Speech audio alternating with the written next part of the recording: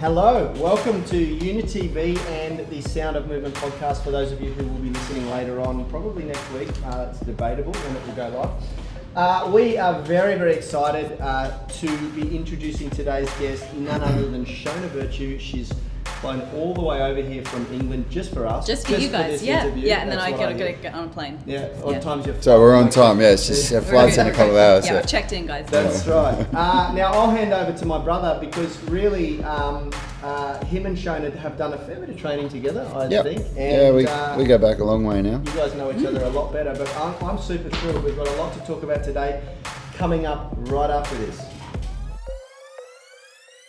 Okay, let's switch over. Yeah, you got Rad. So, welcome Shona. Thanks, welcome Rad. to the show. So, for those of you that don't know Shona, she's an old friend of mine. We met at a mutual friend's gym, Origin of Energy. One of my close friends, Aaron McKenzie, and somewhere where you were training before you actually became a personal trainer. Yeah, I think I was a yoga teacher. Yeah. I remember about a year after we met, you told me that you were becoming a personal trainer. Yep. And I was afraid you were going to steal all my clients. Yeah, no. When was that? That was about 8 years ago now. 8 or 9 years ago. It's longer than that. It's probably almost 10. I would say it's almost 10. Yeah. How old are you now? 31. 31? Yeah. 21. 21, yeah. So yeah, you would have been in your early 20s and I was in my early 30s. And since then, not only have you become a personal trainer, but you've started to take over the Instagram world. Training people like David Beckham and anyone else that I may not know of. I'm only getting all this from social media. Yeah. Who?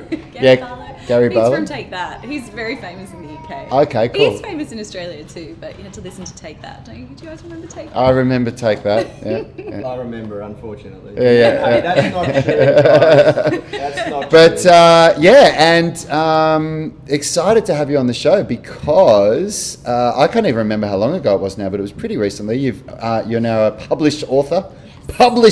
She's got her own book out.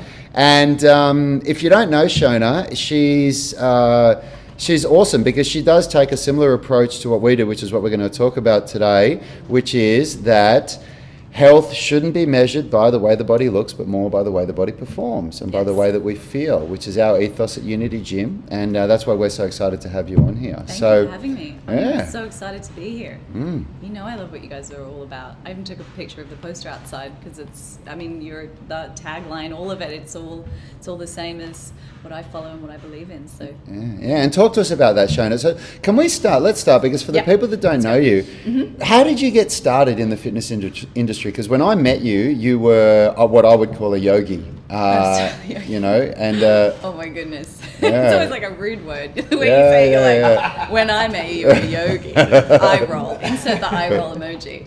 I was a yogi. I still am a yogi.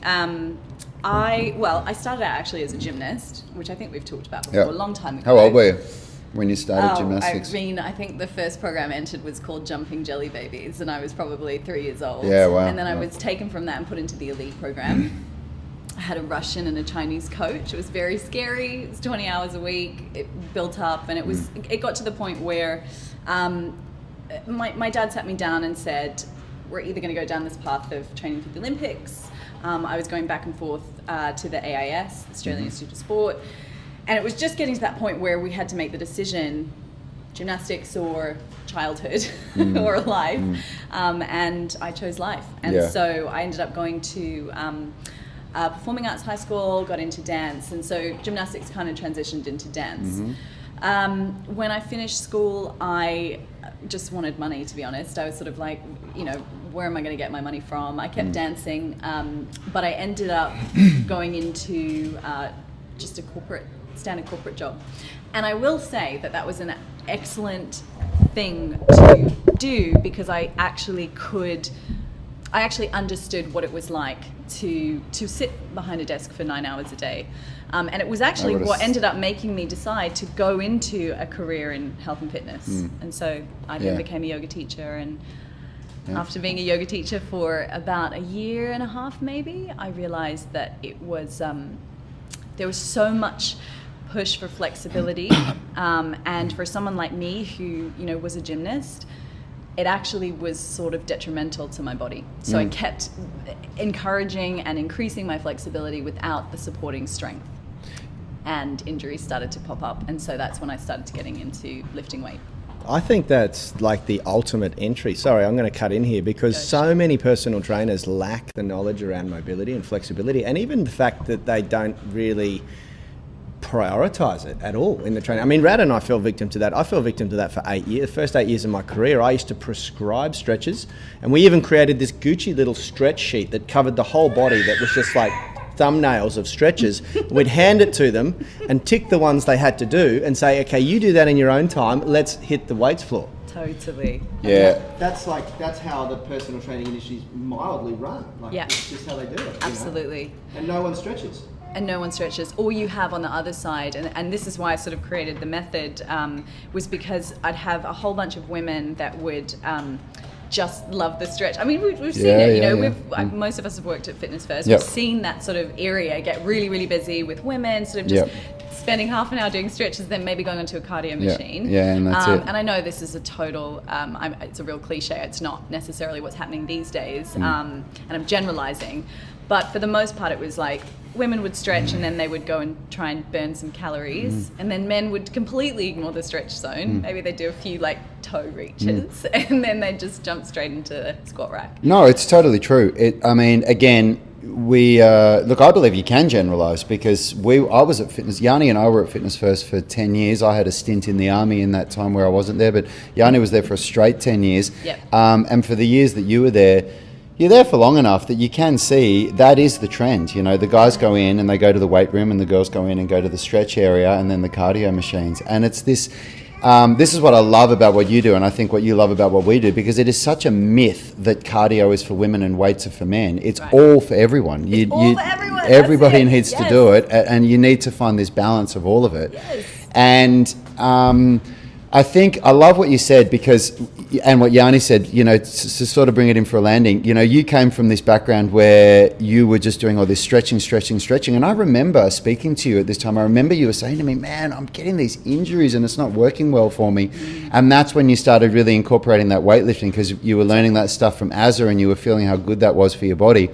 And, you know, for Yani, not so much me because my background was in martial arts, but for Yani, it was definitely the other way. He was the weightlifting guy and he was getting all these injuries. And then when he started stretching with me, he started to feel a lot better. So it's, it's really cool. We have to become a jack of all trades and a master of all trades, hopefully eventually. But it's true. I think the problem is that, you know, most of us will, you know, it's human nature, we'll gravitate to what we love and we'll ignore the stuff that we don't love so much. Yep. And when it comes to the body, you can't behave in that way. You need to almost tick many boxes. Oh, absolutely. And, you know, I love the message that Ido preaches where he talks about, I don't know if you've heard this or not, but in the workshops that I've done with him, he says you have to embrace being a beginner. You have to embrace sucking. Because if you don't, there's just no room for growth. And the greatest room for growth, like you think about it, this is why I stopped doing Kung Fu so ferociously. Okay. It's not that I don't do it anymore, but when I met Ido and he really opened my eyes up to this, he said, where is the greatest room for growth? Is it for you to work your ass off in Kung Fu that you've already climbed so hard high on this mountain for, and you can maybe, if you work for 3 hours a day, maybe you can increase that by 5% in the next year, your ability? Or is it to do something that you've never done before, like gymnastics or like weightlifting or like yoga or whatever, and go through this massive spurt of growth at the start? But you start from the bottom and you start from being this person that just cannot do it at all. And I think for most people, that's just too much for them. And the older you get, I think the harder it is. Yeah, it's hard both sort of, you know, obviously from a physical perspective, but also mentally. We hate to suck, don't we? It's like you have to push through the ego side of things and yeah. I reckon, this is my own observation, but I reckon it comes from high school. Because when you're in primary school, if you remember back in primary school, no one gives a crap about what they look like. Like, you don't want to get teased, you know, and if you're unfortunate enough to be the victim of bullying, that can really affect you. But I remember getting into high school and all of a sudden everyone was like, you know, so afraid of their own shadow and everybody wanted to look cool. And I remember I've got this belief that one of the reasons why I was able to excel physically in the things that I did, I just genuinely didn't care about not being able to do something. I just wanted to learn it. And I remember the cool kids that sat on the side and tried to throw a ball and couldn't throw it, and then went, oh, fuck that, and they never did it. And a year later, I was doing whatever better than them, and they never sort of, were able to pick it up. So I think nothing stunts your mental, physical, emotional growth more than trying to be cool. Oh, yeah.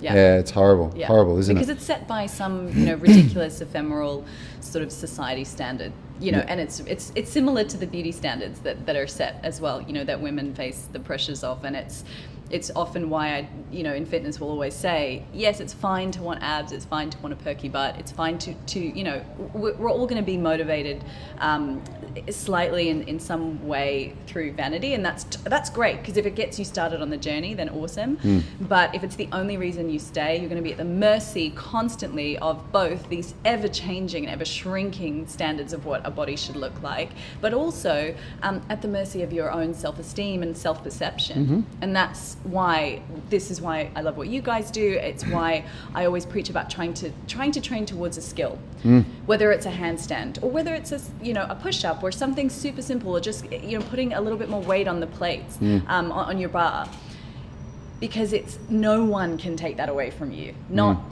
feeling ugly in the morning, or a breakup with a boyfriend, or a loss of a job. No one can take away from you the strength, natural and progression skill. of aging. Right. Nothing can take away the inner satisfaction that you get from progressing in the gym in that way. And there's nothing like it either, because you can look amazing, really amazing, and then you can fall off the wagon for 2 weeks, and 2 weeks is enough to make you not look as amazing as you did 2 weeks ago. Exactly. But when you nail that skill, that's there forever, Exactly. And as long as you do the bare minimum just to keep it going and keep progressing forward, it's always there. Yeah, I love that. I mean, you've literally just explained our ethos at Unity Gym. It's so cool, and it's something that I think the fitness world is very slowly catching on to. Like the emergence of gyms like what we do, and the success of people like yourself is starting to become more and more common. But it's one of those things where, unless you put the work in, you can't just turn around and in 6 months sort of develop this kind of thing and be at a high level. I'm talking about influencers like us. I'm not talking about the average, the general population, So we are seeing more and more of these, movement trainers sort of becoming more and more prolific, which is really cool. Which is great. It's a very difficult, we're talking, for this to hit sort of a mainstream on a really mass level, which is obviously our goal, sitting in, we definitely want this. I mean, I definitely want this to be a huge mass movement, and it already is, but even bigger. We're talking like massive social change here. Yeah. This is big. This is sort of like a revolution. Absolutely. Absolutely. And the thing is, and what we're up against, and this is why I want to get more and more vocal, why we launched the podcast, why we launch this live stream, there's no shortcuts to mastery and movement.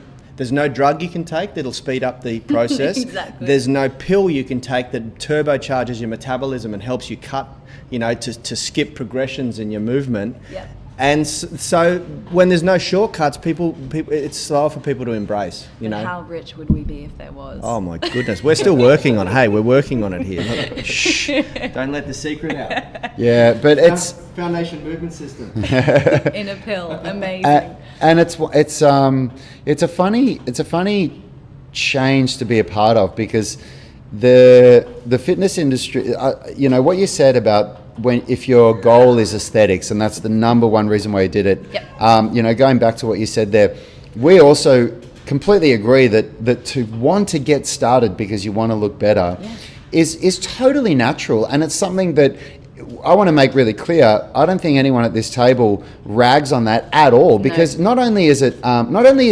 any reason to get off the couch and start exercising a good reason, but it's completely natural. It's within our genetics. It's genetically encoded even into animals. You just look at peacocks and what they do, and birds.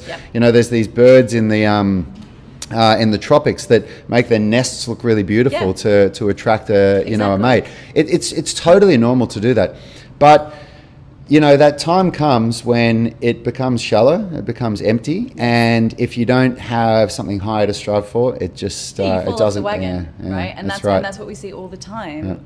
People joining these sort of, 6-week bikini body challenges, or ironically, I have a 12-week program coming out, but it's to try and get people into this realm of understanding movement. Yeah, it's all about creating. This is what I say, and I say this to the guys all the time, because our initial foundations class is very much about body image, and I try and hardwire these guys to think a little differently around, yes, we're setting the foundations with food and body composition so that you can move into calisthenics, and I have no problem with body image getting you off the couch initially. Exactly. But there does come a time. The thing is, Rad and I had this conversation the other day, and I think it was in an interview as well, where the real results generally start to fall into place between the 6 and 18 month mark, I reckon, Yes.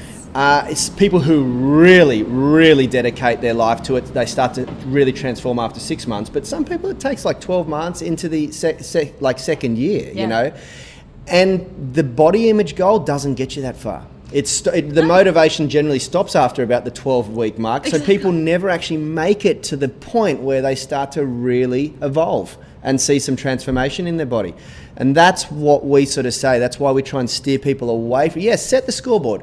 Choose a body composition goal. Have a DEXA, go, okay, I'd like to be 15% if you're a man, or 11% if you're a man, and 15 or 17 or 18% as a woman, if whatever's healthy for your menstrual cycle. Then set that aside. Yep. Don't play the game on the scoreboard, what we call the macro level. Play it on the micro level. Start focusing on movement goals, strength goals, flexibility goals. And those are the things that you will see day to day, small results in, small movement in. Focus on the micro, the little things that will help to manipulate that macro goal, but stop focusing on the macro. Totally. That comes as a side effect. Absolutely. I agree. So, Shona, let's get back to you. So the last time, besides when you came back here and we did a training session together, but the last time we were training together over at Az's, and you were about to go to London, and you were going to go for a little bit of time, and you've been there. How long have you been there for? Almost 5 years. 5 years, awesome. Yeah, almost. So talk to us. Tell us what's happened since you've gone. It's been a big journey. London is an incredible place. It's like nowhere I've ever been. The city is, when you start living and working there, the intensity and the pace of it is hard to even conceptualize I think for Australians, because over here we have just such an incredible quality of life. Really, we really do. To be able to have access to beautiful raw nature, 20 minutes away or wherever it might be, it's always sort of around us, and that's a really powerful, it has a really powerful subconscious effect. In London, it's just a concrete jungle. And so I think that, and this is my theory, so obviously this is not evidence-based, but it's definitely anecdotal. For me, what happened was that to distract myself from the lack of nature that there was, I had to put my energy somewhere, and it went into business and into work.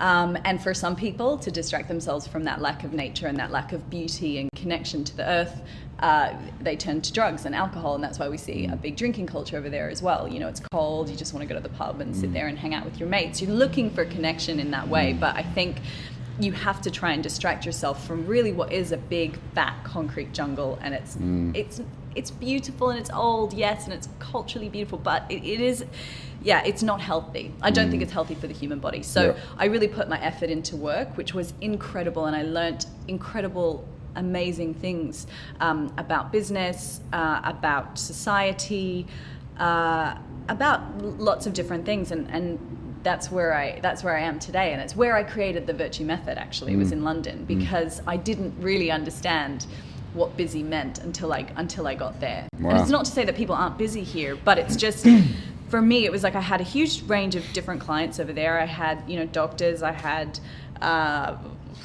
single mums, I had lawyers, I had David Beckham was one of the I had lots of different people from different backgrounds, but the one common denominator was that they were all exceptionally busy, and I had to create a method that was going to help support them through this sort of busy life. And what it was like, okay, well, they need everyone needs meditation in some way because they were just so wired.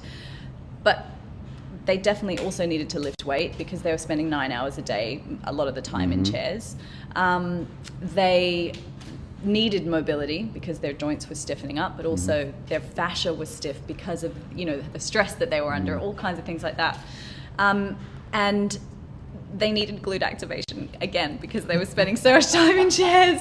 So I created this method that was sort of like trying to basically help them as much as possible, and it evolved through my PT sessions. It was really like I'd have someone come in, they'd be stressed as fuck. Sorry, excuse my language. It's a dangerous thing to say to me. But basically, they come in, they'd be stressed. So I'd say, all right, we can't just go straight for the warm up. Like, you need to chill the fuck out because you're so disconnected from your body right now. So I'd be like, right, let's sit down. We do some pranayama work, which is a type of breathing exercises from yogic practices. It'd ground them into their body. Then we'd go do some dynamic mobility to try and mobilize them a bit so they could actually squat or lunge properly or any of that sort of stuff. We'd do a portion of weights. I couldn't just let them walk out of the gym feeling sort of like up here in terms of their nervous system. So I'd have to bring them back down so they were calm enough to enter the rest of their life or handle the rest of the stress out there. So we'd do some yoga, and again, we'd finish with a bit more meditation, and then I'd be like, all right, on your way. Yeah, that's awesome. And so awesome. that was what I then was like, I need to bring this to the masses. Yeah, awesome. And how long were those sessions average? They were between an hour and 45 minutes. So you're not, it would be tailored to each person. So some people that are super stressed, we'd spend more time doing meditation and yoga. Other people that, women who were also super stressed, we'd do meditation, but I'd probably, for the most part, make them do weight training more than yoga if that was what they needed. So it would tailor slightly. But what was really interesting was when I did bring this, I turned it into a group class. And when I brought it to more people in a group circumstance, the classes were booking out 10 weeks in advance. 10 weeks. Booking out? Booking out. Wow. So people would book in for a class. I mean, who knows what's on their calendar 10 weeks ahead of time? You don't, but they were like, I need this class. And so I realized, wow, okay, this is powerful for people. So it was just trying to get them to. Have you? I don't know if I assume you're all over this, but meditation in America is just taking off like a rocket ship right now. It's like the best. It's like the new thing. Have you considered taking the virtue? Well, that's the new trend at the moment. It's funny though when you hear it, because I hear it all the time, like this new trend meditation. I'm like, this is an ancient practice. Yeah, that's exactly right. Right. That's exactly right. Yeah. Have you ever considered taking the virtue method over to America? Yeah, and it is there. The method is now practiced in over 58 countries across the globe. Oh, really? Yeah, right. So which is amazing, and that's the power of the online. The guy here who which is didn't great. do his research properly. No, you wouldn't know that. But I definitely do think it's necessary in America. America is a whole other thing. The problem that I have in America is that they don't appreciate my self-deprecating humor as much as they do in the UK. So the last time I went over there, and I was there, not just recently, but the time before that, I made a couple of jokes that just didn't land, and it was just because I was teasing myself. They don't, right? We've got a couple of Americans here, so. And I've got a couple of American friends, and I've made a couple of jokes with them that any Aussie would laugh at because I'm an extremely humorous guy. Totally.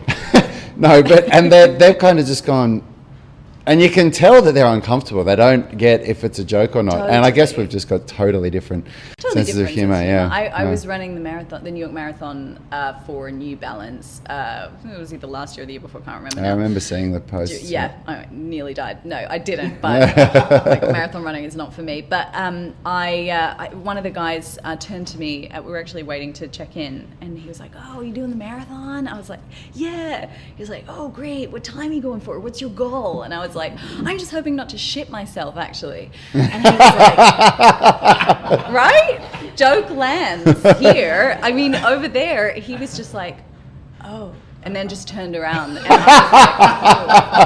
was like, wrong thing to say. Went but it's down true. like the 1 in 3 Titanic, people huh? shit themselves. Yeah. 1 in 3 people that run a marathon shit themselves. Wow. I was like, those are odds that might happen to me. Yeah. I am a frequent shitter, I'm proud to say, and I just was really nervous about that happening. You should have said, well, hey, grab your mate, one of us is going to shit ourselves, that's the statistics, so...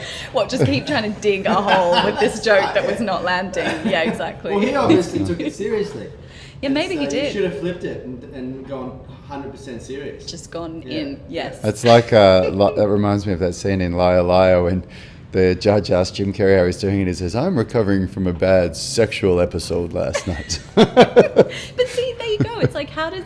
I don't know. I mean, I think about, I love watching Curb Your Enthusiasm, I love Larry David. It's like, how did he survive in America? He's quite, that sense of humor. Yeah, anyway. I think maybe that, I don't know, maybe it's when it's in context and they understand, okay, I'm watching a comedian now, so I'm meant to laugh at this stuff, but I don't know. Maybe in the context My jokes don't go down well with the American crowd either. Yeah, but they usually, their context of their jokes are usually outward, they're not self-deprecating like you said. Exactly. So I just need to rewire my, you need to make fun my of language. Whereas in Australia, that doesn't fly that well, does it? Like you make fun of other people, and all of a sudden you're being discriminatory or something like that. Right. Well, yeah. I mean, everywhere. So it's a weird circumstance. But I love America, and I love Americans. I just have to figure out how I navigate that one. No, cool. So, okay, so you've what brought you to write the book? Was it just want to expand further with this? Well, I'd been writing. I had a blog over there, as you do. I really enjoyed writing, and I still do. And I was approached by Yellow Kite, who are my publishers, and they said, would you consider writing a book? Funnily enough, I just, with my manager, literally a week before, we'd gone on a trip together, and we just sort of had one of these brainstorming weeks, and we sat down and I was like, you know what, I want to write a book. And she was like, great, let's do it. We wrote down the synopsis, we wrote down everything together, and we were just brainstorming it. And then a week later, they call up with the wow, yeah, so it was, offer, awesome. Yeah, hashtag manifesting. That's right. So you hadn't started writing something, or did I zoned out there for a second? Sorry, that's all right. I'm not very interesting. No, so I had started writing a synopsis of sort of what I wanted to cover, and what the method was, basically what the Vertue method was, and then. But I hadn't really written any of what was actually the content of it. And they gave me 6 weeks to write it. Wow. Yeah. I had to hand my first draft. I mean, not the published copy, but it was 6 weeks to hand in this first draft of 50,000 words. So did you just lock yourself in a room and? Pretty much. Yeah. And I can't remember who says this. Maybe it's. I can't remember who says this, but I'm quoting someone else here, so I can't take credit for this quote, and I'm paraphrasing as well, so I'm going to do it terrible. But, he says that writing a book was one of the most unhealthy things I've ever had to do. And the irony of that was that I was writing a health book, but it was so unhealthy because I really had to spend, 10 hours a day sat in a chair trying to channel everything that was in my brain and push it, through the keyboard. And I tried to use that as well because it again gave me that sort of real physical experience of what it is like to spend 9 hours a day in a chair, or 10 hours or whatever it is. And it's your body's amazing, but it does make you better at whatever it is that you do most. Right? That's what it's going to do. If you spend 9 hours in a chair every single day of your life, your body is amazing, but it's going to make you better at sitting in a fucking chair. Yeah, absolutely. So for people to be... we call it the chair transformation. Totally. And if it's not a chair, it's whatever your day job is, whatever it is you spend the most time doing. So when I get really angry because in London, because again, comes back to this busy thing, it's busy, but it's also a question of priorities. And so in London, people I always get asked by journalists to write these articles or give a quote on what can people do in the ad breaks? I'm like, fuck the ad breaks.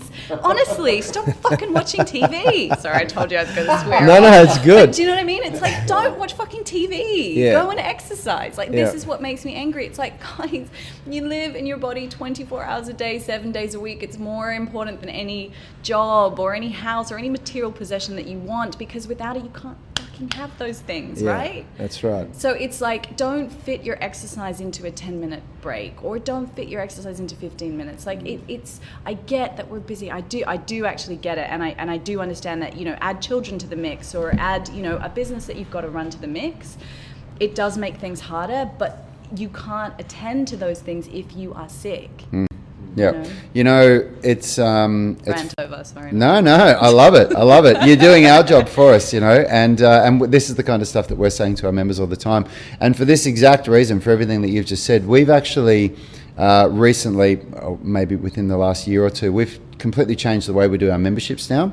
So we used to sell 10 packs and 50 packs, and you know, and we decided that we weren't going to do this anymore because, surprise, surprise, who was getting the best results? The people that were turning up 5 days a week. And they were spending a lot of money because they were using 5 of their 10 pack every week.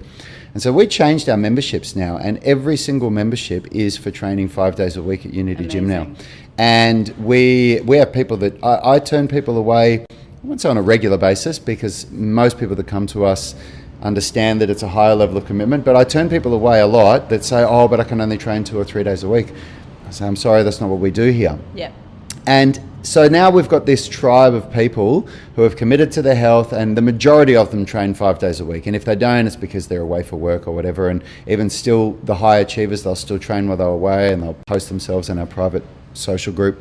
Yeah. But we even still go through these conversations with people where when people ask me, you know, I want to get better at the handstand, or I want to get better at this, I say, look, man, to be honest, if you really want to get good at this stuff, an hour a day, 5 days a week still isn't enough. Right. It still takes more than that, you know. And I feel like there should be some form of a disclaimer here for all the personal trainers that are listening. The business model that we do is certainly not the most profitable. It would be much more profitable to just cram shitloads of people in here and sell them whatever they want.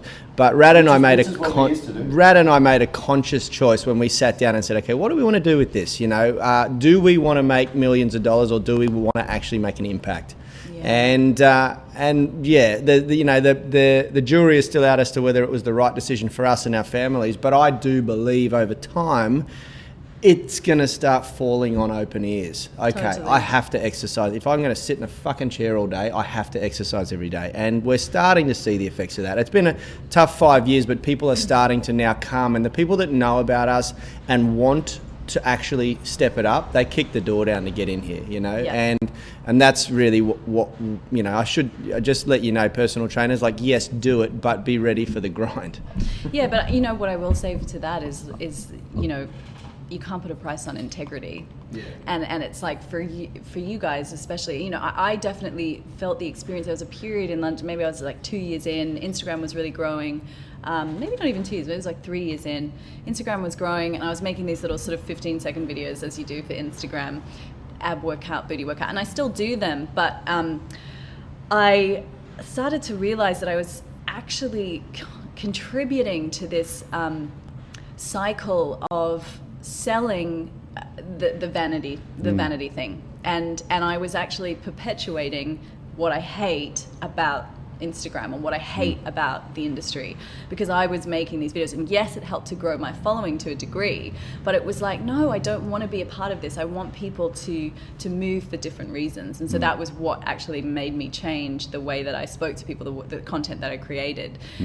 Because I felt so empty. Yes, I had a big following, but integrity is worth so much more than any money I could make, any sort of fame I could develop through social media. Yeah. Really it is. Because what also happened then was that I had to then try and change my language, which meant I did lose a few followers through that. So there was this sort of increase and then a decrease, and now it's increased again. I'm building, you know, a quality following, as you guys have here, a quality community that you feel good to come into work for. You know what I mean? It's like if you were doing that sort of soul destroying stuff of packing people in, you just don't enjoy going into work every day, because you know that you're not in alignment with what you believe or how you guys train. And so it was definitely the same for me on Instagram. It was like, yeah, I can just do another booty workout, but actually, is it really helping change that woman who has sciatica and, you know, can't move properly and whatever? Yeah. For us, the big thing that Yani and I went through was, we had this chat about who do we want to work with, and do we want to work with people who are not willing to really embrace the change that's required to take them from where they are to where they want to be. Yeah. Because, you know, the truth is that for people like us, it's really different. We've, for whatever reason, and we can talk about this a little bit more in a sec, we've had intrinsic motivation to keep us exercising that we found when we were younger, right? Totally. And it's all tied into the pursuit of skill that we spoke about before. Like when we were kids, I certainly didn't start martial arts because I wanted to look good. Yani didn't start boxing because he wanted to look good, and I'm sure you didn't start gymnastics because you wanted to look good. But that pursuit of skill drove us to where we are now. Whereas, you know, unfortunately for so many people, for whatever reason, their lives were never steered in that direction, and they never had that passion, and they wake up all of a sudden and they're in this 30, 40, 50-year-old body that is just not working the way that they expected it would. And to go from there to where they want to be when they come and sit down and they tell you, okay, well, you know, all I want to do, I just want to lose 20 kilos and it's all good. And then I'll be happy. And you're like, okay, sweet. Yeah, that's not that bad. You know, you could lose 20 kilos in 3 to 6 months if you do the right things. Okay, sweet. Well, so I'm out. And you're like, okay, well, do you understand what the right things are? And we made that decision that we only wanted to work with the people that will, and we'll work with anyone. We'll help anyone. Doesn't matter where you are. But you better be willing to accept what you're going to have to do to get there and the changes that you're going to have to make. Absolutely. And for some people, it is fucking huge. Yeah. The changes that people have to go through, like when we sit down and have the 50th conversation to someone about, you know, what sugar is doing to them and what having the wrong foods in their cupboard at home is, you know, like it's psychology. Many people have to become a different person. To some degree, they've got to disassociate from their current identity, which is a huge process, a huge neural reprogramming process, you know. And they want to be the different. They put little sexy photos in their journal and they, you know, of what they want to look like, and they do this and they do that, but they don't stop to take the time to go, okay, so what does that person actually think like? Yeah. What does that person behave like on a day-to-day basis? You know, if our thoughts become our actions and our behaviors, and that's where it starts I think that's where the big breakdown is, you know, because people don't think, okay, well, to look like that person, I have to become that person. I have to become a different person. I have to think differently. I have to eat differently. I have to move differently. Yeah. I have to work out with a different mindset and intensity, frequency, consistency, you know, and that's... And it also and it takes time, and I think that what often, and this, you know, always came up for me in personal training sessions, was that it's like, yes, you want these results in 12 weeks, but how long has it been that you've been disrespecting your body? How many years has it been? Has it been like 20 years, 10 years, 5 years? How can you just expect your body to turn around in 12 weeks? For the most part, it might do, and you're very lucky if you have that genetic capability to turn it around that quickly. Yeah. Will it stay? Maybe, maybe not, probably not, because it is, as you guys are referring to, that internal programming that you need to change, the conditioning from your childhood, or the conditioning that you have in your teen years. Not even genetics and your conditioning, but environmental. Like you said it before. We have this amazing ability to go through environmental adaptation. You know, and if your inner circle is furnishing your behavior and your thoughts, then that has to change too. Yeah, you know, and that's hard. This is the hard thing. So unless you're ruthlessly strong-minded, and you go, okay, that's it. Once I point, you know, I was quoting this morning to my tribe, Jim Rohn's quote: "Your destination doesn't change overnight, but your direction will."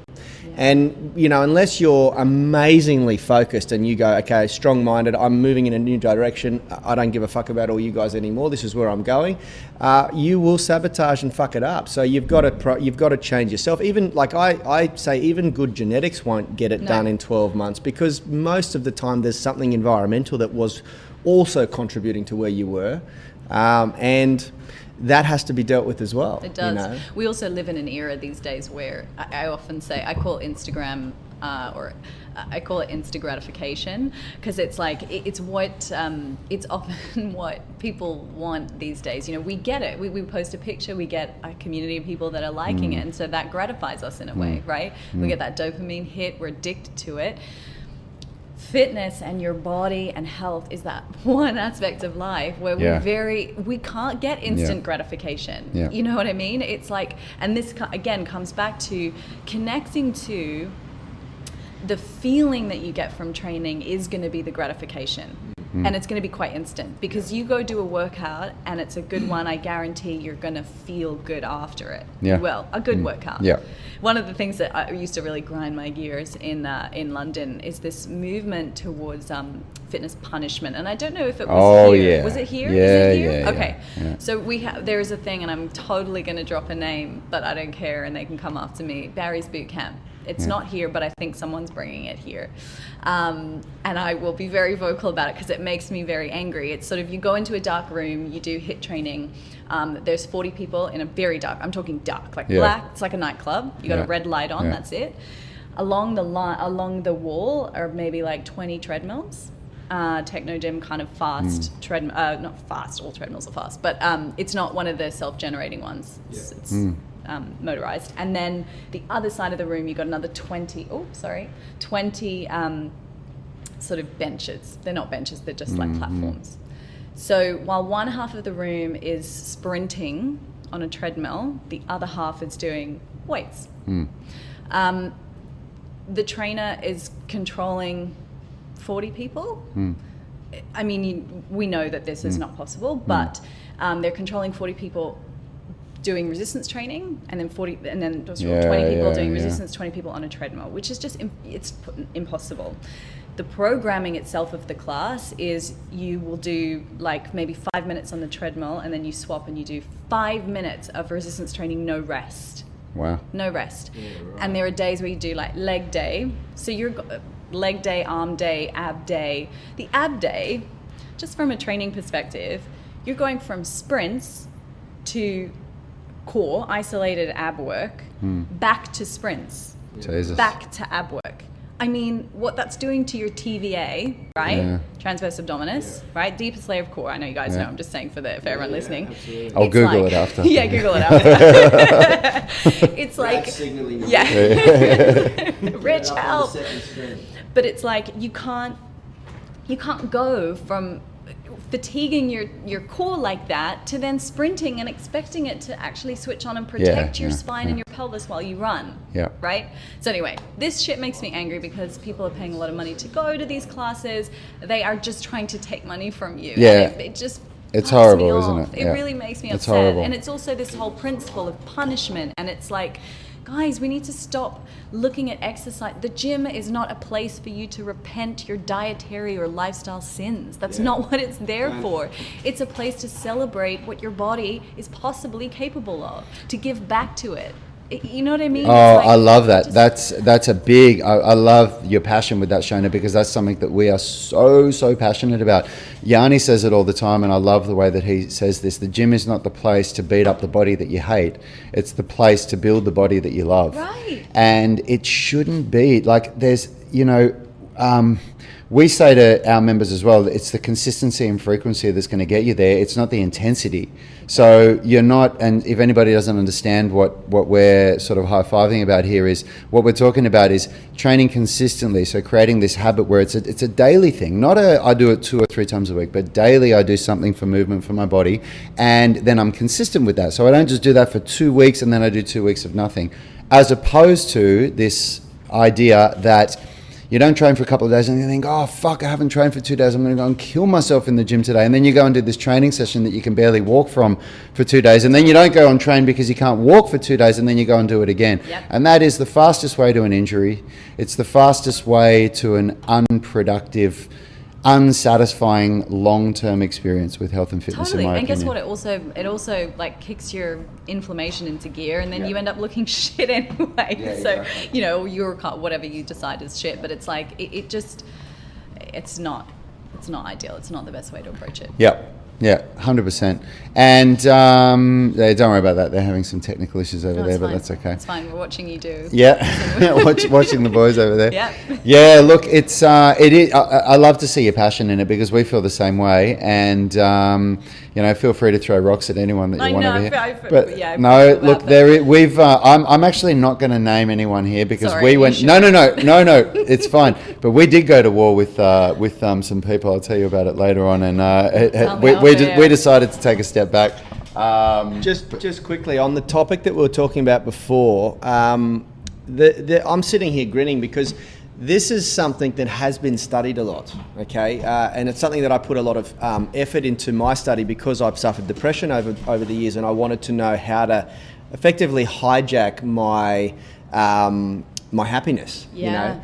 And what they've found, and this is well documented, that the ultimate source of happiness doesn't come from any destination. It comes from the sense of progress. Yes. And it doesn't really matter what you find progress in, you know. So, you know, of course, there can be progress in aesthetics, getting leaner and more muscular and things like that. But it will, if you tap into the concept that the happiness is actually coming from the progression, not the end destination, you can channel it into anything, you know. Exactly. And this is something that people really need to understand because I don't know if you ever, a really good book by Tony Hsieh, who's the founder and CEO of Zappos, called Delivering Happiness. And he talked about this a lot, you know, where he was on this pursuit of monetary things and all this sort of stuff. And then when he got there and he ended up selling his company for, he walked away with $200 million from the acquisition with Amazon. He basically was like, he sort of lost his happiness because he realized it was the pursuit of growing the company and the progress of the company that was delivering his happiness. And even though he was stinking rich, he was like, oh, that was my happiness. That's where I was getting it from, you know. It's so true. It's that old cliche kind of thing of it's the journey, not the destination. But it's so freaking true. Yeah. Right. It is. It's so like, why would you make the journey shit and awful to be in? You know what I mean? If it's like because it's never going to lead you to a destination that's going to feel good. You know what I mean? If the process feels really, really shit. And I'm not saying that the process is always going to feel good, but it is important to just really question your intentions when you around exercise or anything really, as you say. Absolutely. Look, it's one of those things. It's just, I think that this is what we need to get more vocal on. You know, we need to and this is why, like I got really good friends who are bodybuilders, and so I don't want to ostracize a whole 3/4 of the fitness industry. But I do think that that's where it needs to start. You know, we have to start, like the whole fitness industry was cultivated around professional bodybuilding and sort of aerobics, I guess, if you went right back, you know, to the early days. And I think that doesn't serve people very well, the masses of people, you know. And there's an element of where, like, you know, I even battled when I was into, like, I was never a bodybuilder, but I got really into it and into trying to build my body. So I would call myself a bodybuilder to a degree. You know, you kind of feel like, well, where do you stop? Like, and I was so close to going through the process of really getting into steroids and things like that. I never did, but you feel the urge to, you know, because you really do. You want to go, okay, well, I want to take it to the next level now, and it's always about one-upping. And that's what I teach people: 1% better every day. But you get to a point where it's kind of like, well, everyone's doing this, and I want to be at that level, you know. Absolutely. So I don't think that it cultivates a healthy mindset. No, I think from speaking from the female perspective, it's hard because there's been pros and cons to the bodybuilding world. I think Instagram, there's been this filter down of you've got female bodybuilders or female fitness competitors or bikini competitors, right? And they post their photos and they look incredible and lean, and they put a lot of effort into that. And that then filters down because, you know, a whole bunch of people will follow those sorts of women, and say, oh my God, I want to look like that. So then they start listening to them and trying to follow their processes around, you know, looking like that. But the issue is that, you know, bodybuilding, particularly at a competition level, is an extreme process. Just like being a gymnast is extreme, just like being a sprinter. You know, if you're doing anything at an extreme level, you have to assume it's not going to be healthy. It's going to be, you know, extreme. That's the point. But the problem with Instagram is that it often makes us feel like it's accessible and achievable. And so we start to sort of associate that with health. But it's just, it isn't. But on the flip side, I think a big part of the movement behind women wanting to lift weight more and pushing out of this sort of heroin chic, skinny, slim kind of vibe was actually were those bodybuilding women that were putting, you know, pictures of their big, strong quads up on, you know, like hashtag quad goals, hashtag booty goals, all that sort of stuff came from that movement. So, you know, there's pros and cons to all of it. That's right. Well, there is. I mean, there's good and bad points to a lot of things, but what I'd like to touch on is, you know, what you're talking about there. There's so many things that I feel like I want to say, because one of the first things is this idea that you look at pictures on Instagram and you think, oh my God, I want to look like that. Fucking hell! Do you imagine how perfect that picture is of that person? Like, because I've been in the fitness industry for long enough, and I know that what a body looks like, and I know that every single picture of every single guy is tensing his abs. Yeah. Abs don't fucking look like that when you're just standing there relaxed. Right. And they're all smiling and looking relaxed, but that's not what abs look like when you're smiling and relaxed. And because I've seen it in Richard's like 8% body fat, and I see him when he walks around. He doesn't look like he does when he's, you know, tensing his abs in the middle of an exercise. And so people look at that and think, oh my God, I want to look like that. And well, no one looks like that when they walk around. It's only for that brief moment in the picture. And then you've got, what have you eaten today? Did that person fast for 16 hours or even go on a cutting diet for a week before they took that picture, versus us that live in the real world that eat normal food? Like, you never, you know, so there's just so many things to it. And the other thing that to mention is that you can have abs and also have type 2 diabetes. Yeah. Do you know what I mean? It's like we associate these fucking lines down the stomach with health, and it's just not a good enough indication of really what's going on inside someone's body. Yeah. So and IBS and all that shit, IBS, like all this. that stuff, the bloating that some of these people get because they're just eating fucking protein and lettuce or whatever. Yeah, and not just that. You know, you then look at, you know, you touched on this. I don't know, maybe even if it was a chat that we were having before we went live, but this idea of how what's sexy and what's attractive, how it changes.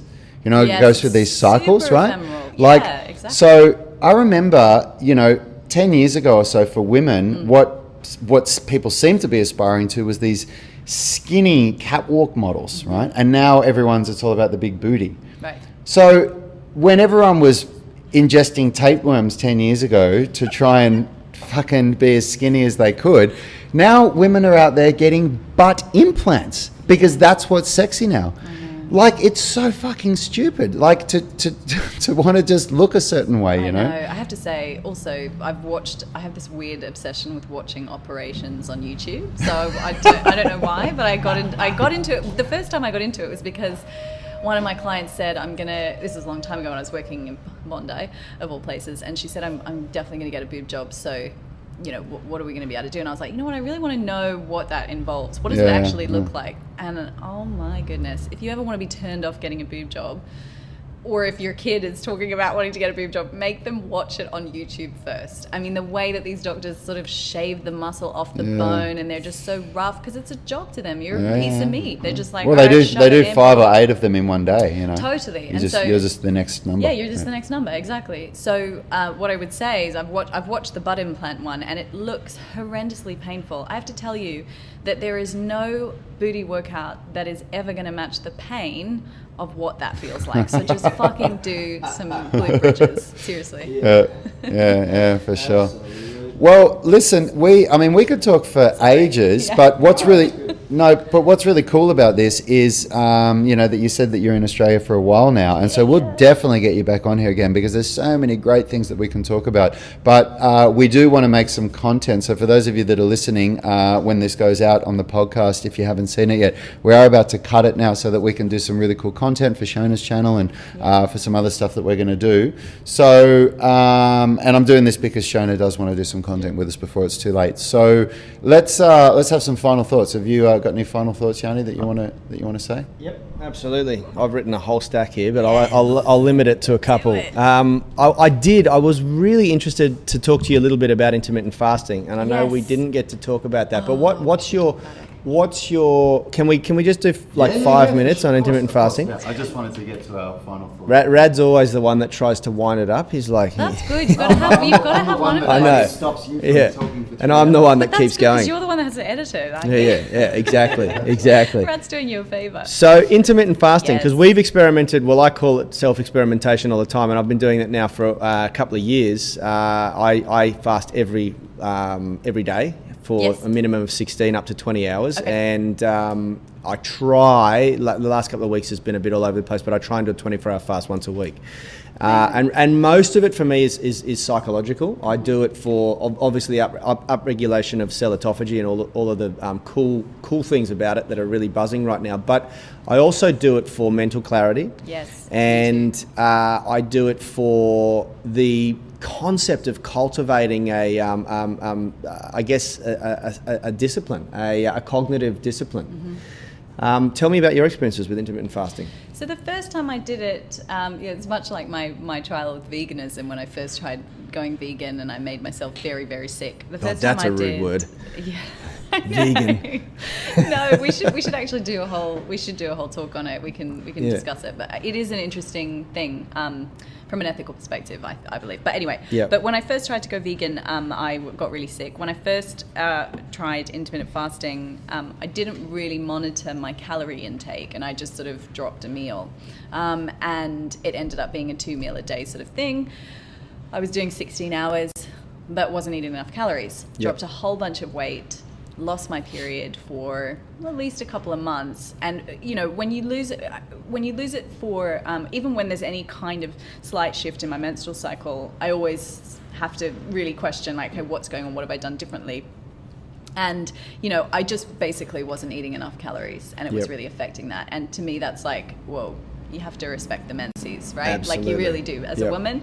So I stopped for a long time and thought, oh, it must be fasting. And then I spoke to a few people who were also, into intermittent fasting, and we discussed it a lot, and a lot of people that I respected. And so I just thought, why don't I try it again? This time I'm just going to make sure that I keep the calorie content really high and really monitor. So all I did was I took my 3 meals that I would normally have, and I just squished them into an 8-hour period. And the reason that I love to do it is there's a few. It makes me drink more water. I'm just going to go really simple and basic. It makes me drink more water. I think it's really important to have an empty stomach, and we can go into detail at another time, obviously, of practicing all of the cognitive neurological restraint. Totally, but all the neurological benefits, the hormonal benefits, they're there. But even just the sound of your stomach grumbling is a sign that it's cleaning. And yet, what we've all often been told is the sound of your stomach grumbling means you're eating into your protein, or your body's withering away, and so you're going into catabolic state. But it's like, okay, we need to facilitate that cleansing process, and so I think that's really important. So I have really simple reasons for continuing on with this intermittent fasting, and it's been really, really helpful for me. I've got simple reasons. Just very quickly, I want to say, because people watch, and I don't want to be one of those people that give people the wrong idea about intermittent fasting. A couple of facts about intermittent fasting, because we talk about it a lot, and I do really advocate it and believe that it's a good thing, but it's certainly not for everybody. No. And when you equate for calories, it is no more beneficial for weight management than any other diet. So it's really, really important to understand that it's not a weight loss diet per se. No. It works very well for me to maintain a healthy weight, but it certainly won't do that for everybody. And that's something that's really important to understand.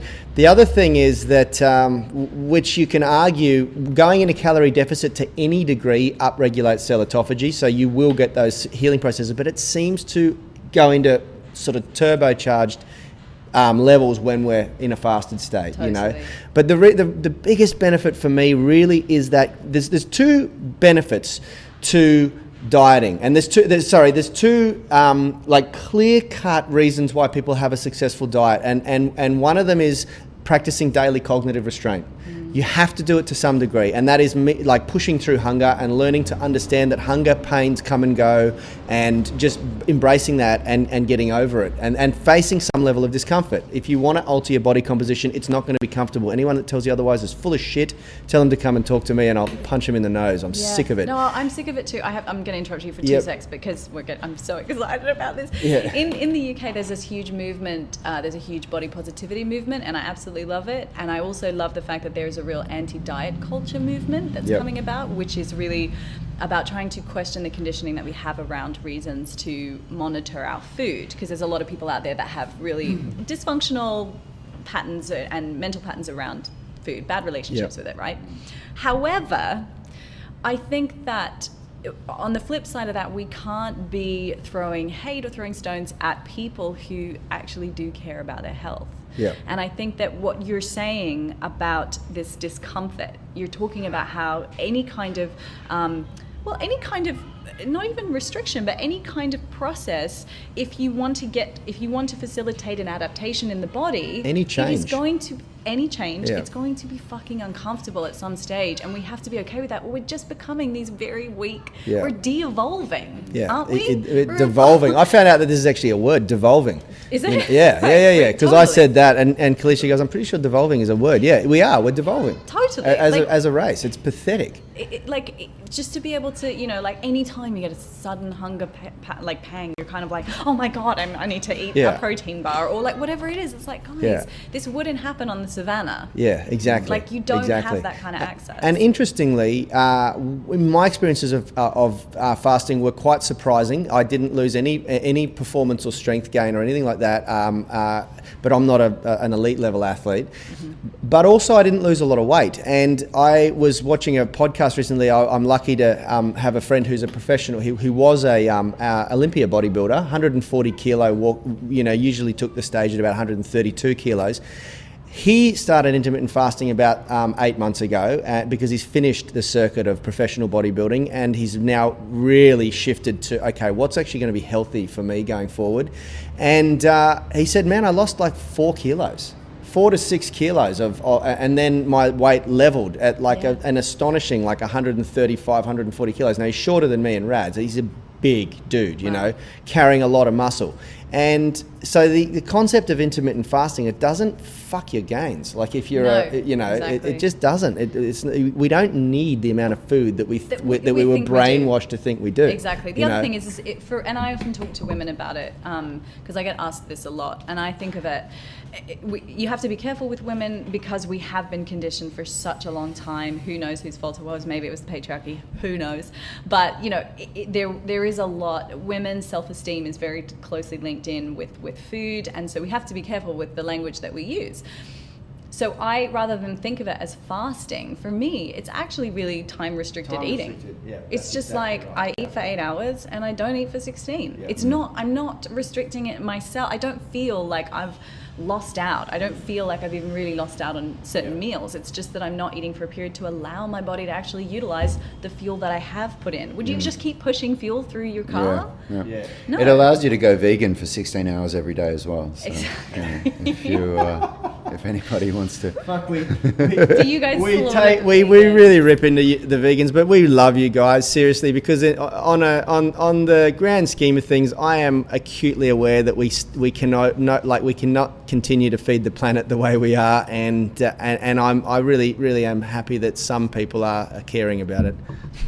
Yeah, I mean, it does. It's a big topic, and we don't have to hit it now. But it's I do think that vegans win the ethical argument 100 million times over. Yeah. However, I don't believe they win the health argument. Yeah, that's right. Yeah. For human health. Yeah. Yeah, I agree. Like you said, I think that's a topic for another That's another definitely time. another one. We do need to eat more. Okay, Eat so more vegetables. Finishing, final thoughts. I will say, if we could all embrace the concept that health isn't a destination, it's a lifestyle, and stop worrying about where you're going to get, and start really, really enjoying the progress that you're making on a day-to-day basis, we'd all be a lot better off.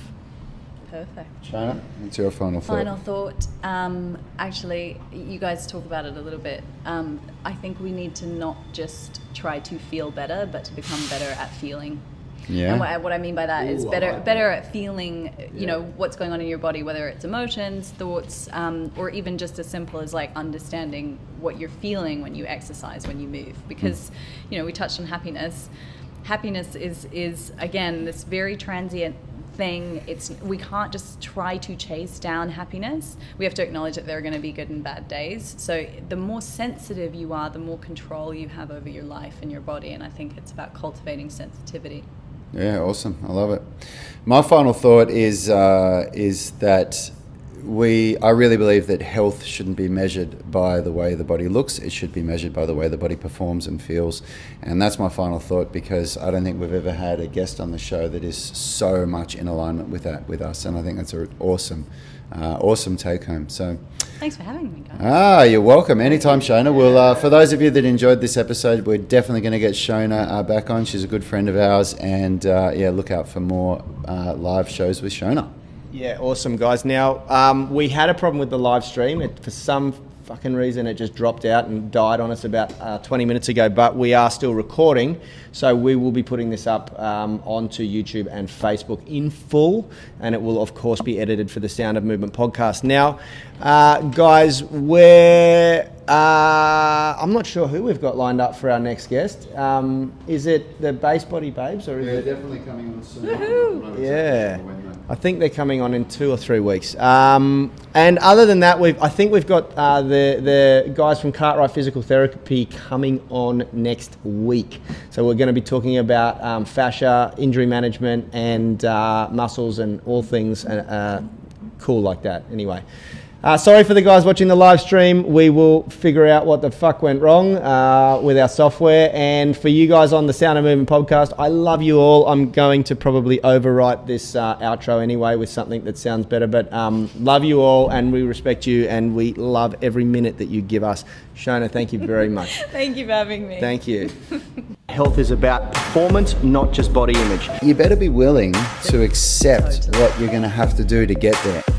We'll start focusing on movement goals, strength goals, flexibility goals. When you nail that skill, that's there forever. The body image goal doesn't get you that far. The consistency